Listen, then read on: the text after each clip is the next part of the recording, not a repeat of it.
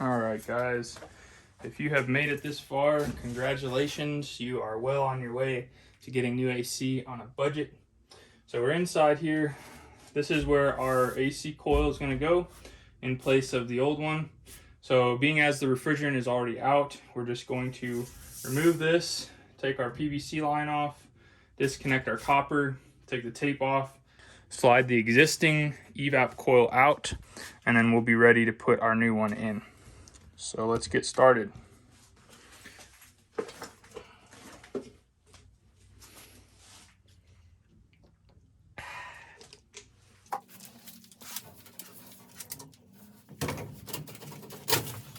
Wasn't even attached.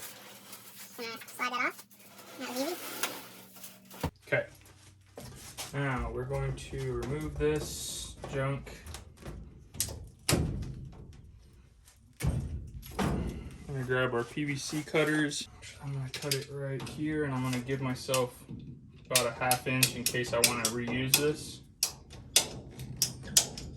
Since we're on a budget here, you know. Twist this out.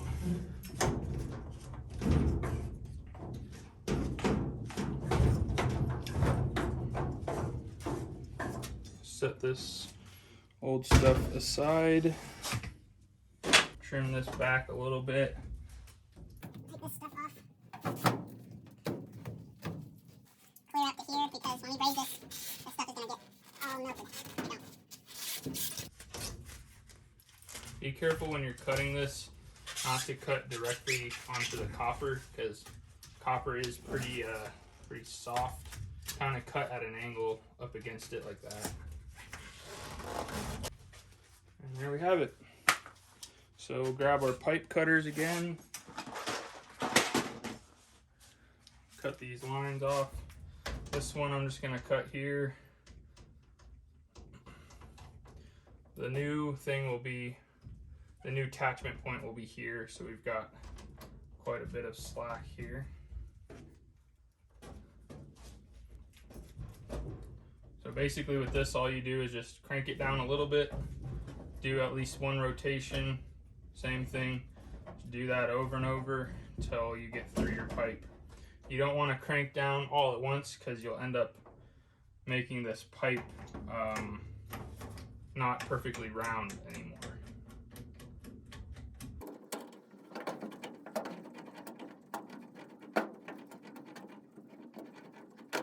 All right, just gonna maybe grab some tape, get this to where it's out of the way.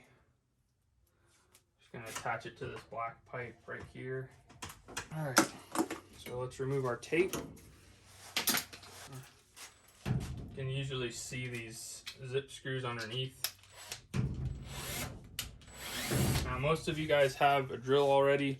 These I highly recommend. I'll put a link to them in the description, but this little tip comes off and you can swap it from 1/4 inch to 5/16, and it's really nice because basically every screw on the ductwork or this is going to be one of these two types.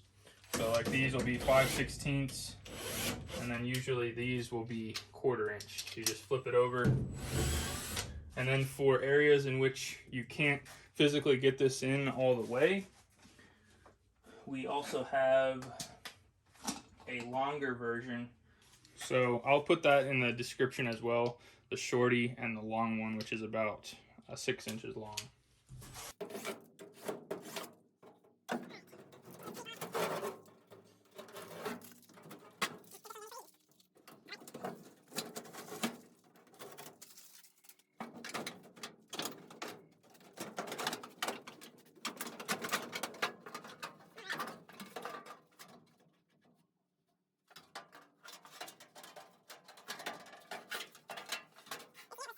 Had a leak somewhere, so I'm wondering if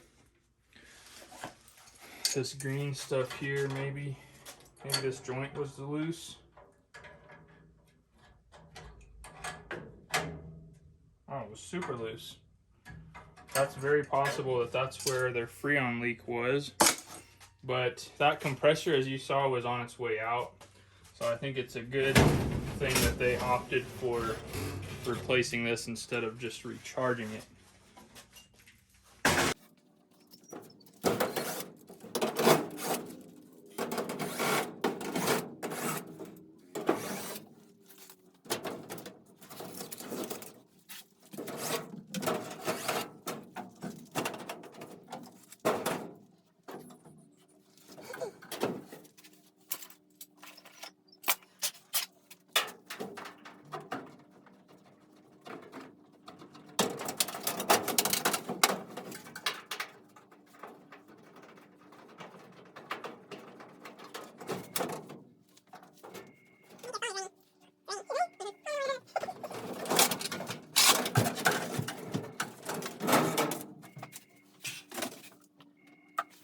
Now, one thing to note is that if your system is R22, it's going to be pretty expensive to top off.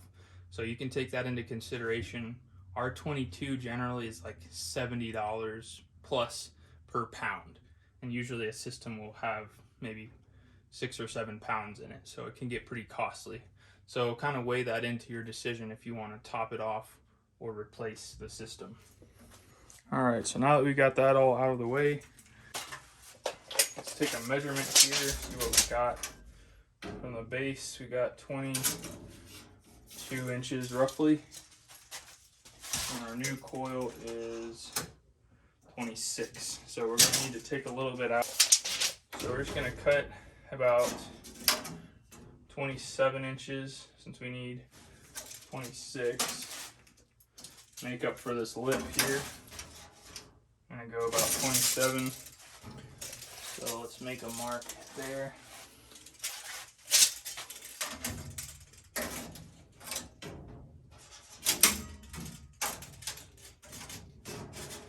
Okay, so this tool that I'm about to use is amazing.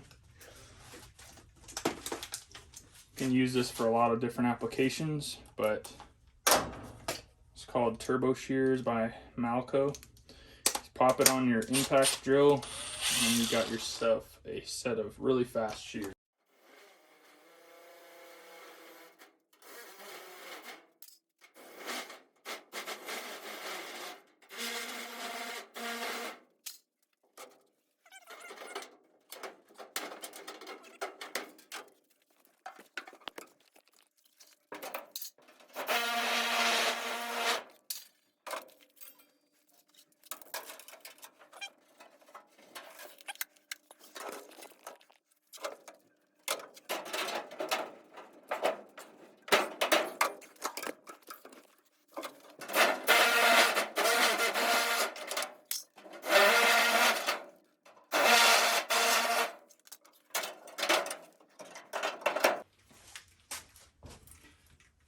So we're actually going to just bend all of these down.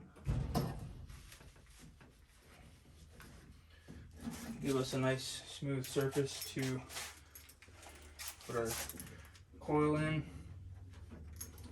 Now before we do this, we're going to clean this off and we're going to silicone the base. That makes sure that everything is sealed. And then we'll also do a layer of tape on the outside just as a secondary measure.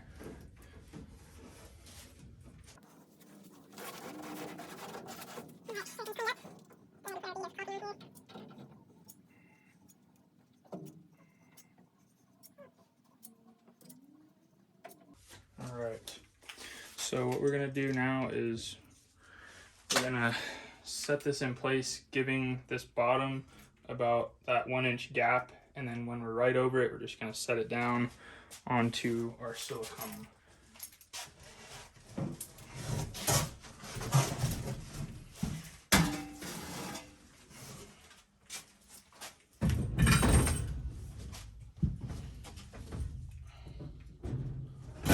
Get as close to this top duct as you can.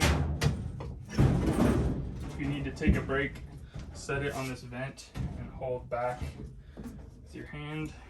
And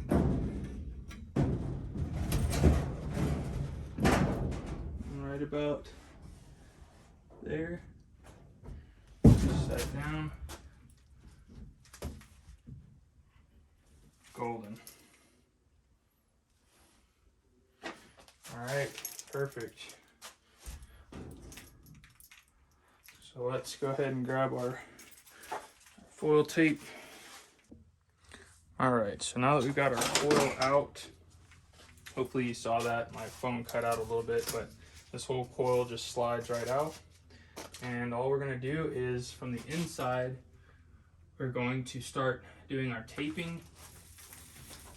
And then after the tape, we're going to use a special sealant that will basically harden just like metal, and will make this surface very impenetrable, and it'll seal it off really well.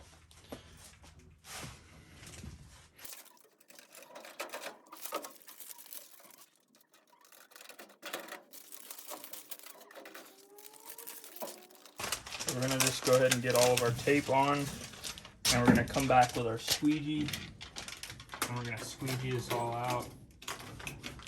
And then we're going to come back with our duct sealant.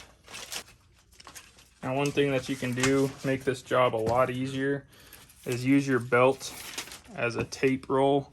And you can pull it out, and it's way, way easy.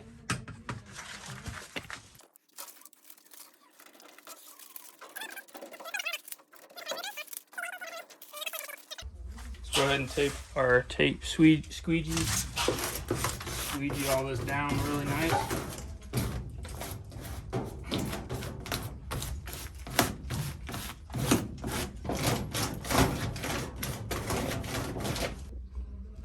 As you can see, we've got everything taped up, squeegeed. The next step, we'll basically coat all of this with that duct sealant, and we'll make this rock solid. All right, so this is our duct sealant. You can get it from, I think, Home Depot, definitely Amazon, or your local HVAC supply house. So this is what it'll look like. It's kind of a paste. Just pick up a brush and get some gloves because it can get a little messy. But you're just gonna apply this on just like so, and just paint it on. And this stuff will seal, and it will get hard as a rock, and it will be just as good as metal.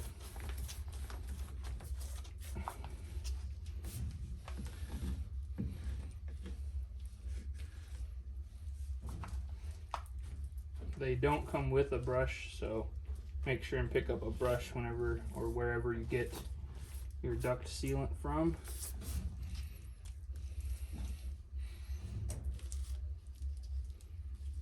And you can put this on as thick as you want. You could probably fill up a 1-inch hole with it if you needed to, maybe even larger. But this stuff is awesome.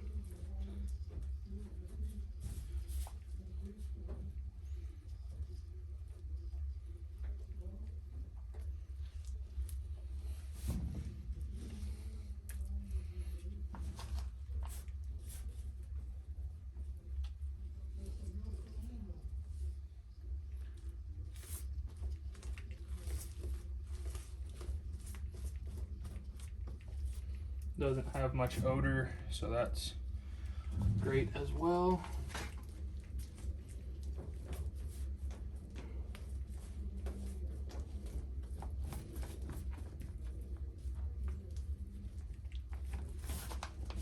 One of my favorite parts of the inside portion is putting this stuff on. It's pretty satisfying.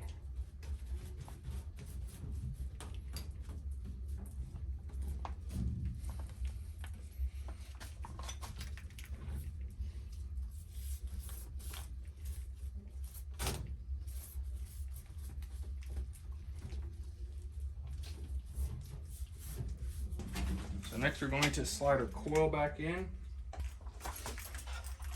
Just gonna slide this back in on our tabs here.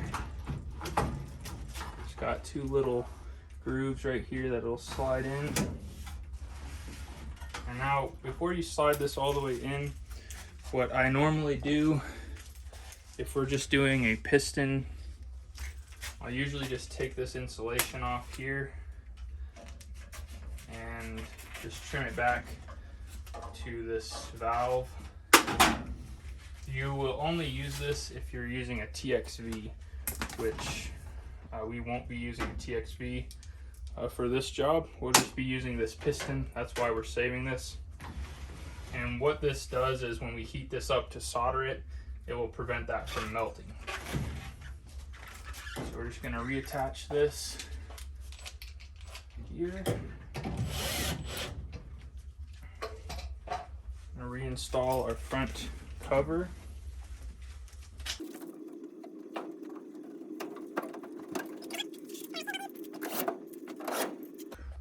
All right, so we've got our unit sealed up. My camera stopped for some reason.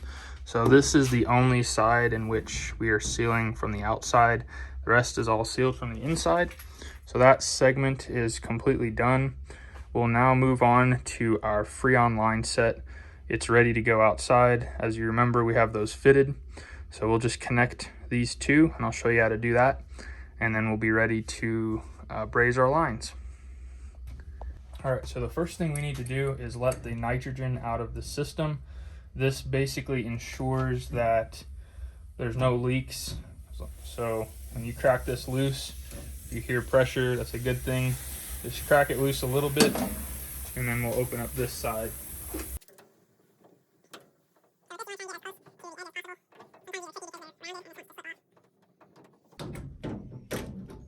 All right, here we have it.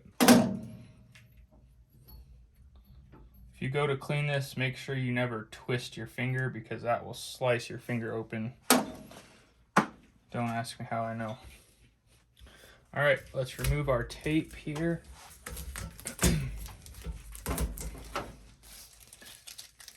Now what you'll notice when you get your coil, it will come with a bag with this little fitting inside of it. So go ahead and take that bag and take that fitting out. So this fitting will go on the end of our liquid line like this. And it's important that we take this nut and we feed it through here before we braze that in, because I've accidentally done that and had to unbraze it and redo it. So also learned that the hard way as well. Okay, so we've got two options here. We could use a fitting, 90-degree 3/4 elbow, or we could use a bender tool and bend this. For this particular application, I think I'm just going to use a fitting. And if you don't have specialty bender tools, you don't necessarily need them. So we're going to cut this about right here. We give ourselves some extra room. And then we'll go and grab our 3/4 fitting. Make sure that when you get these fittings, you don't get plumbing fittings, because the plumbing ones are a thinner gauge. They're not rated for the pressures that a HVAC system has. So make sure that it's from a HVAC company, or just make sure that it says refrigerant type copper elbow, not for plumbing. Next, remember this guy. We're going to go ahead and do that. I usually like to do this just because I don't want to forget. The piston that comes with your condensing unit, that's the one that you're going to use inside your coil. Now, sometimes they're the same, sometimes they're not. So I always swap it out with the one that came with the condensing unit. It comes with this little tool that you can use to pull the piston out. So you just slide this end in that has the little grabber thing on the end. Just wiggle it around till it starts to slide out. Now this one was a 0.65, as you can see there. This new one also comes with a seal, which we'll use in a minute, but this one is a 0.70, so it's a little bit larger. So you're going to feed it into where this seal is on the inside, just like this. All right, now what I like to do while we're brazing, just put this cap on and put some tape on it. that will keep that piston from either, if you hit this unit and it sometimes they'll vibrate out, but this one's kind of at a little bit of an angle, but I'm gonna just tape it anyways. Make sure we don't get any contaminants in there too. Okay, next we're going to make sure that we take this piece, put it on, and just slide it up to where you can take a piece of tape and you can just hold it in place up there. So we're just gonna slide it up here, put some tape on it, and that will make sure that this piece just stays put. Okay, so now this one, we're gonna be raising it in like that. So what I actually like to do is take some tape, roll up the end of it like this, and stick it to the end right here, and then pull it up. Stick it to the side of the ductwork.